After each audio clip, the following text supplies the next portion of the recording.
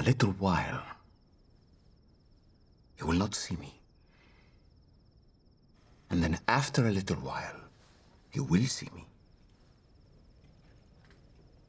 Truly, truly I say to you, you will weep and lament, but the world will rejoice. You will be sorrowful, but your sorrow will turn into joy. Estamos viendo el momento que Jesús les da esta noticia sumamente chocante para los discípulos. Recuerda que el domingo de Ramos ellos estaban esperando que Jesús se manifestara como el rey victorioso que iba a traer paz y iba a ser de Israel una potencia mundial. Y entonces el hecho de escuchar a Jesús diciéndoles lo que va a ocurrir y anunciándoles que en lugar de celebración y conquista e imperio, les está anunciando el dolor que Él va a padecer y el dolor que ellos van a sufrir, pues para ellos fue sumamente, les causó shock, no lo entendían.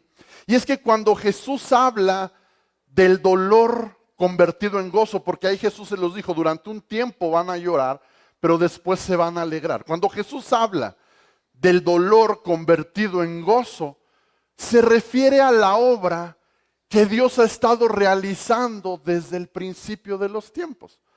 Si analizamos la historia de Dios, la historia de la Biblia, es una historia donde Dios todo este tiempo ha estado obrando y ha estado trabajando para convertir nuestro dolor en gozo.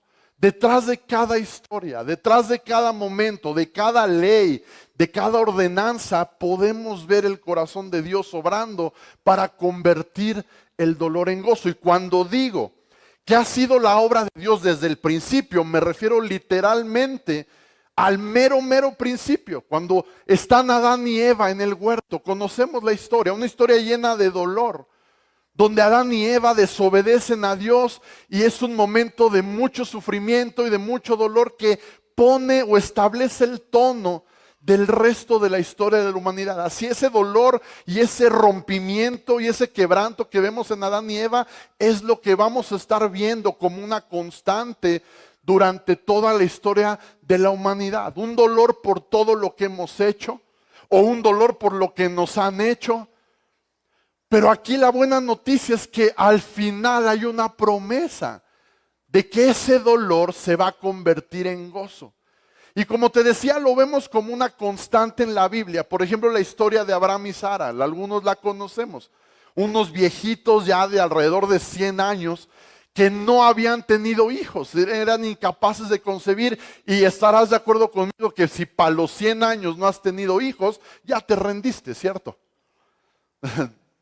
Ya es como que si no pasó, bueno, ya, ni modo.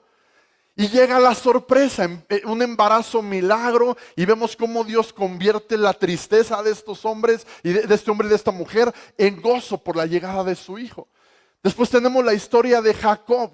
Jacob huyendo por su vida porque traicionó a su hermano y cree que lo va a matar y todo lo que él tiene que pasar en esa tierra lejana, y al final vemos una historia de reconciliación y cómo Dios le da una promesa increíble a Jacob. Después viene José, el famoso José el soñador, una historia de dolor, vendido por sus hermanos. Su papá lo dio por muerto, vendido como esclavo a una tierra lejana, y cómo allá Dios lo levanta, cómo Dios allá lo promueve y él termina siendo el gobernador de Egipto, y cómo Dios usa eso también para salvar incluso a sus hermanos que lo vendieron, y al final es una historia hermosa de redención. Tenemos la historia de la reina Esther, que no siempre fue reina. Esther era una chica pobre de un pueblo que vivía siendo cautivos en otra nación, y de cómo de la pobreza y del anonimato Dios la lleva a convertirse en la reina del imperio más poderoso y también para salvar a todo su pueblo. ¿Te das cuenta cómo todo el tiempo Dios está convirtiendo historias de dolor en gozo? La historia de Ruth, una mujer viuda, que su suegra también quedó viuda, que su cuñada también quedó viuda. Ahí yo creo que hay algo raro en esa historia, ¿verdad? Es como que muchos muertos, muchos esposos muertos. Pero más allá de por qué quedaron viudas, Vemos la historia también de Ruth, de la viudez y de la pobreza a una historia de amor extraordinaria.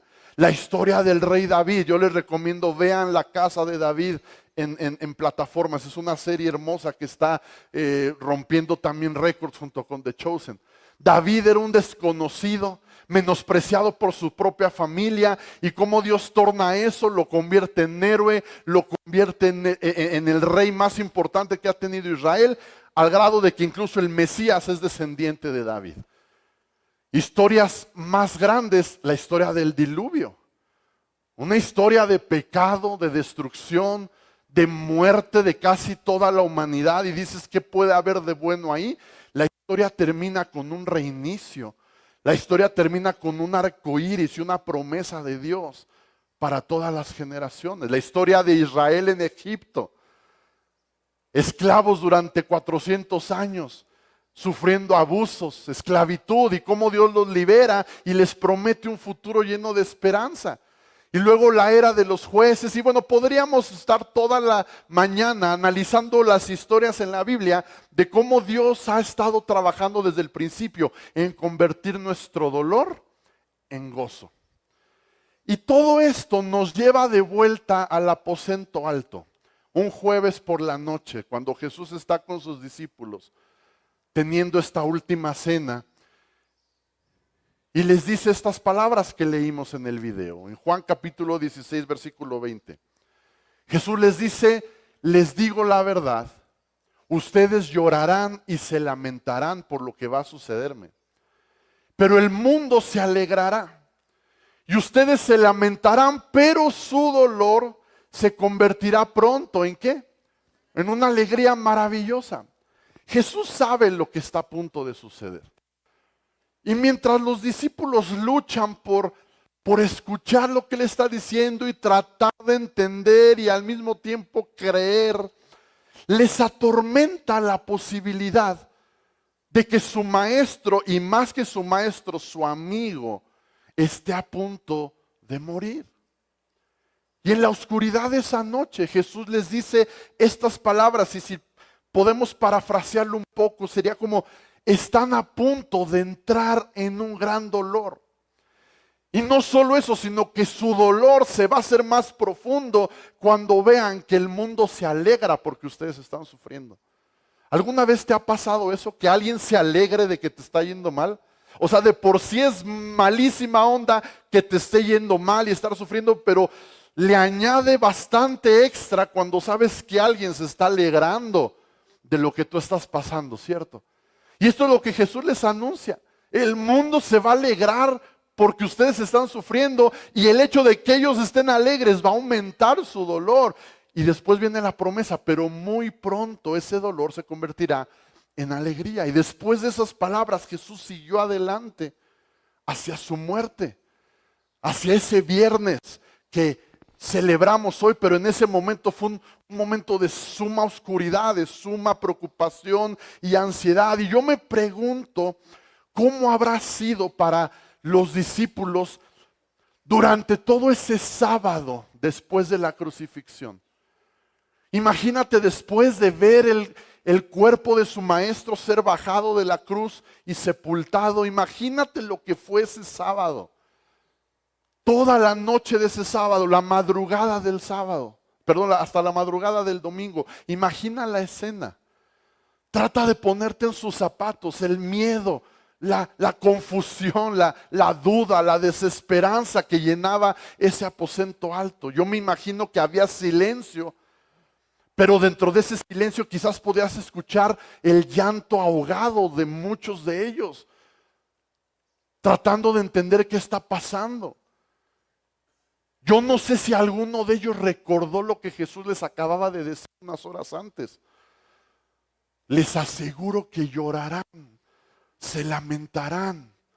El mundo se va a alegrar de su dolor, pero su dolor se convertirá en alegría. Imagina su miedo entre tratar de creer, pero al mismo tiempo ver lo que está sucediendo. Y en ese ambiente de sentimientos encontrados, de confusión, de pena, de dolor, ¡pum!, de repente en la madrugada, en la mañana del domingo, se abre la puerta de un golpe y entra María Magdalena haciendo un drama y diciéndoles: hey, se llevaron el cuerpo del maestro, acabamos de ir y la tumba está abierta y no está el cuerpo, se lo robaron. Entonces la Biblia relata que Pedro y Juan se paran de un salto y corren hacia la tumba y efectivamente entran y ven que el cuerpo no está.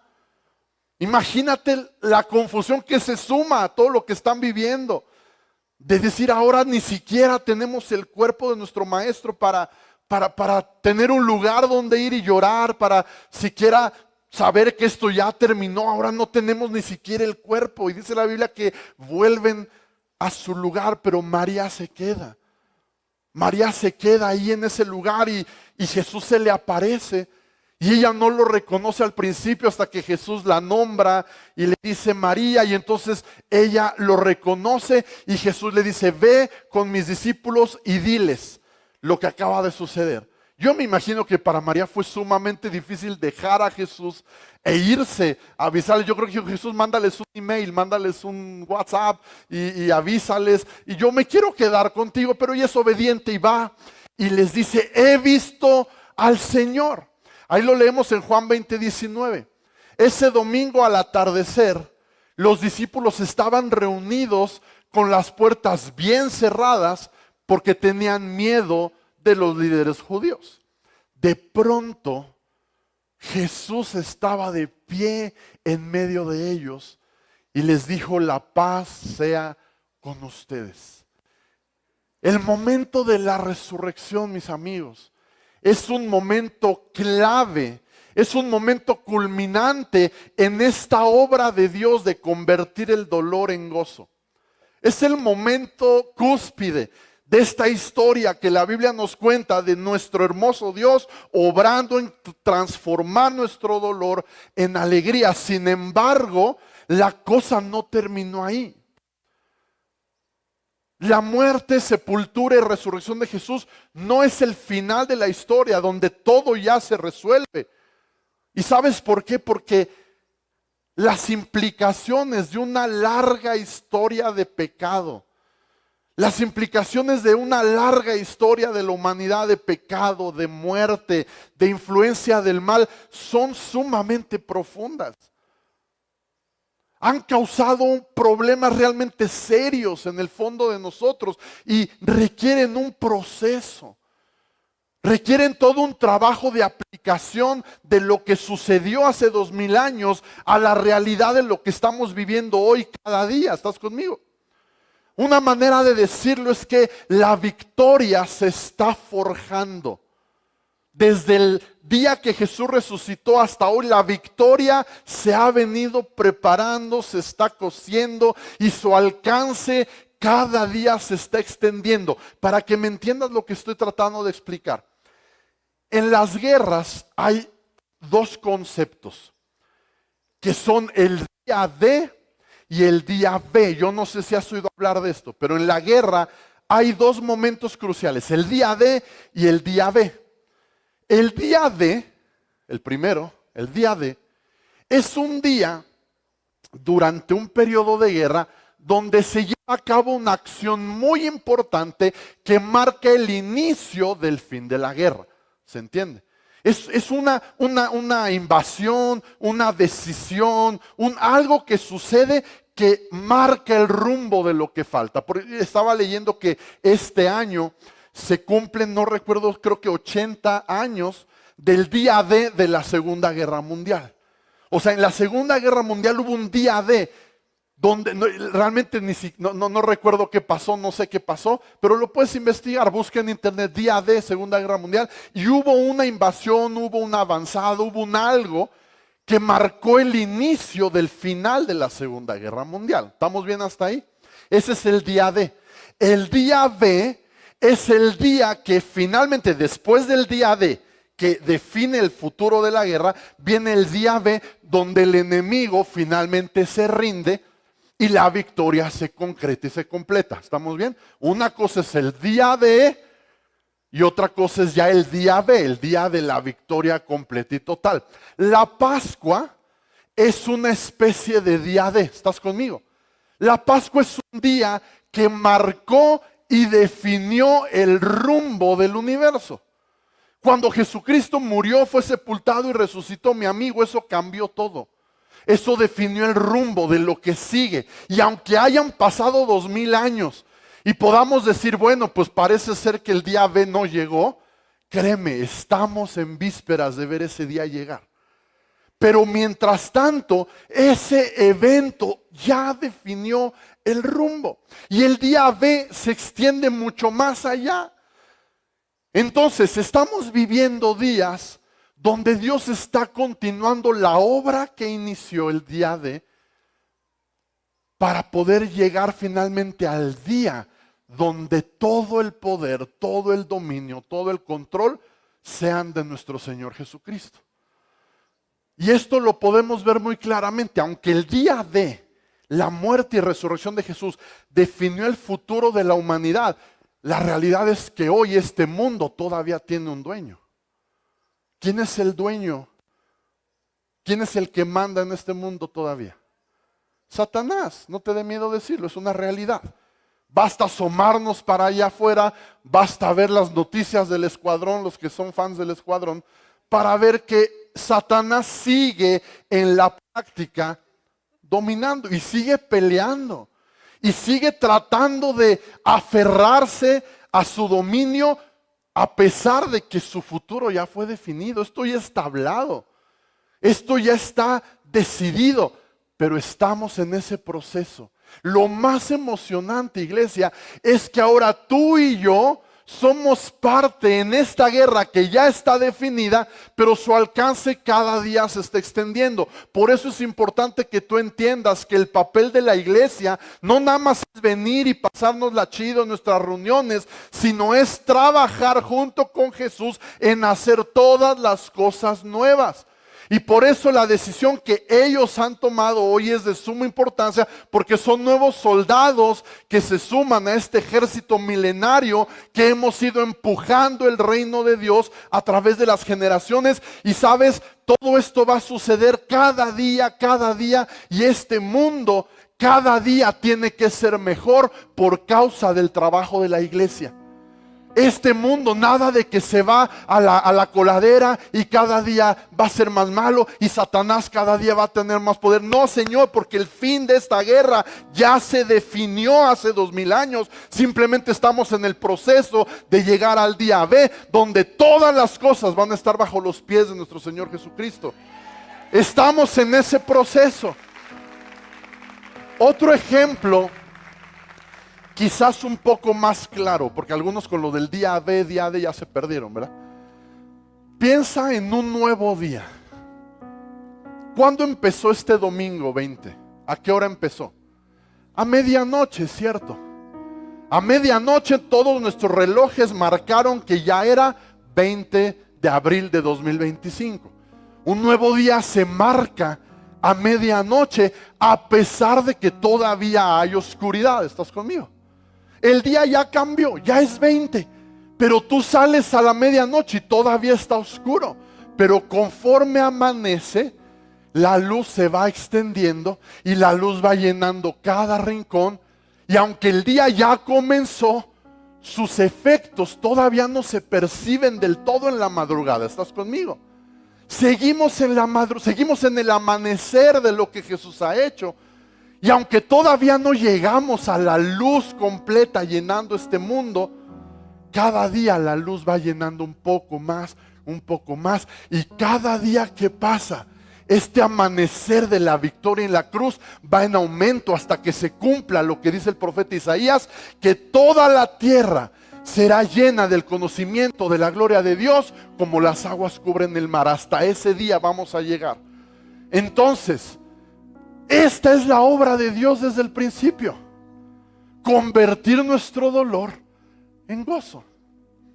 Y a lo mejor tú estás este día encerrado en algún tipo de aposento alto como los discípulos. A lo mejor tu alma está encerrada en un lugar del que no puedes salir por miedo, por temor, por ansiedad, por lo que sea. Y a lo mejor para ti la vida hoy se siente como aquel sábado para esos discípulos. Y te preguntas, ¿realmente Dios va a convertir este dolor en alegría?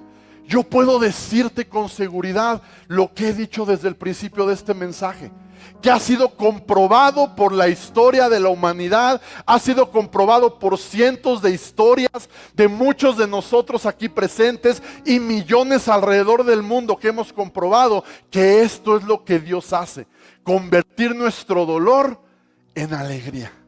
Y sabes, esa obra puede llevar tiempo.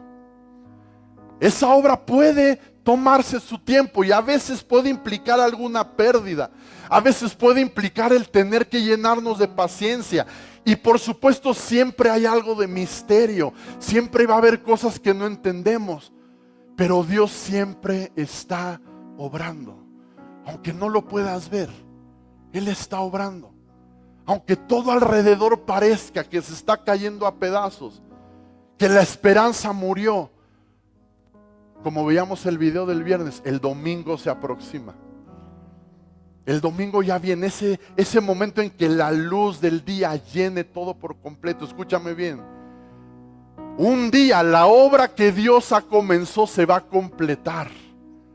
Un día donde nuestro duelo por fin va a llegar a su fin. Donde va a ser todo alegría y todo gozo, y el dolor solamente será un recuerdo. Y sabes, esta serie está inspirada en la última cena de Jesús con sus discípulos. En esa última cena que Él estuvo con ellos, pero quiero terminar esta serie apuntando a una cena más que aparece en la Biblia. ¿Estás conmigo? Apocalipsis 19, versículo 6.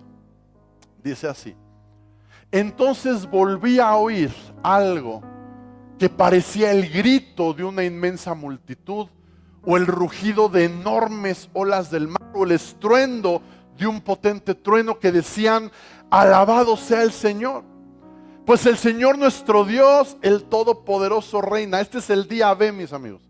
Esto que estamos leyendo es el día B. Alegrémonos y llenémonos de gozo, dice. Démosle honor a Él, porque el tiempo ha llegado. ¿Para qué? Para la boda del Cordero, y su novia se ha preparado. La iglesia es la novia.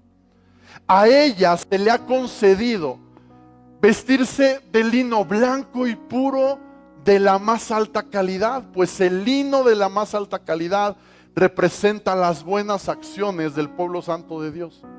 Y el ángel me dijo: escribe esto: benditos son los que están invitados a la cena de las bodas del Cordero. Y añadió: estas son palabras verdaderas que provienen de Dios. Piensa la belleza de estas imágenes que estamos leyendo. La iglesia como novia, como lo cantamos ahorita: te esperaré con una vestidura blanca, perfecta, sin mancha. La iglesia como novia siendo unida con Cristo y a su vez con Dios, y como veíamos el viernes, el cielo y la tierra unidos en un beso eterno. Y yo me imagino que si la cena de Pascua, la última cena, fue una cena, vamos a decir, austera en cuanto a sus elementos, esta cena que va a ser en el día B va a ser totalmente magnífica y espectacular. Va a ser una cena donde todo lo viejo se habrá ido, todo lo nuevo habrá llegado, y entonces sí, la obra que Dios ha estado haciendo desde el principio estará terminada. Ya no va a haber dolor, ya no va a haber más llanto, solamente habrá gozo. Esta historia que Dios ha hecho desde el principio, la obra de Dios de convertir nuestro dolor en regocijo, va por fin llegar a su fin.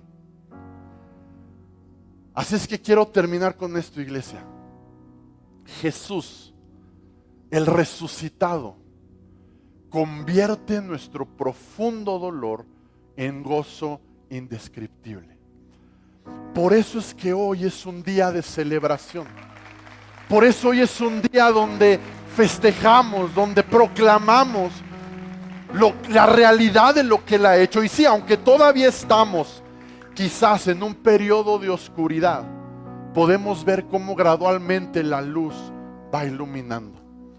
La buena noticia es esta, iglesia: Jesús venció a la muerte y con eso nos ha dado la victoria. ¿Por qué no te pones de pie y celebramos con esta canción a nuestro Señor Jesús? Cierra tus ojos, levanta tus manos y vamos a cantar esto. Vamos a